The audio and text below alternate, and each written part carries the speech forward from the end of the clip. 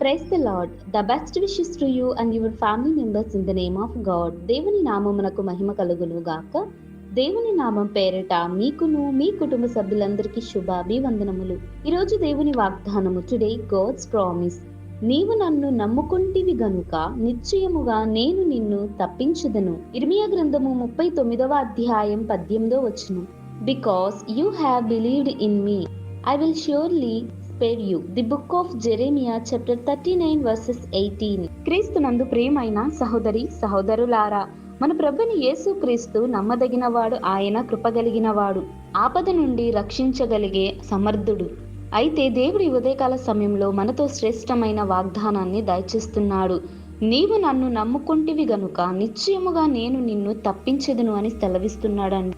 ఎవరైతే మన ప్రభుని యేసుక్రీస్తును నిజముగా భక్తి కలిగి నిజముగా విశ్వసించి ఆయనను నమ్ముకుంటారో ఆపదలో నుండి, శ్రమలలో నుండి, అనారోగ్య పరిస్థితుల్లో నుంచి ఆయన తప్పించగలడు.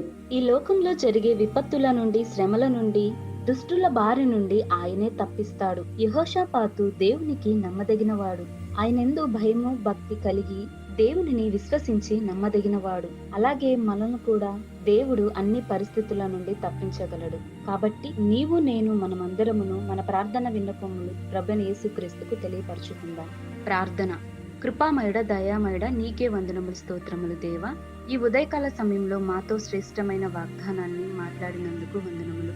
ప్రభువా, ఈ లోకంలో ఎందరైతే దుష్టుల చేతిలో నుండి తప్పించుకోలేక వారే బాధపడుతున్నారు, అట్టి వారందరినీ రక్షించండి. వారికి ఉన్నటువంటి సమస్యలను తీర్చండి. ప్రభువా, ఈ వాగ్దానం ద్వారా ప్రతి ఒక్కరి జీవితంలోనూ నీ వెలుగును ప్రకాశింపచేయండి. నిన్నే నమ్ముకొని నీ యందు విశ్వాసం కలిగి జీవించేలాగున అట్టి నీ ప్రేమ, నీ రక్షణ మా అందరికి దయచేయమని యేసు నామమున ప్రార్థిస్తున్నాను తండ్రి. ఆమేన్.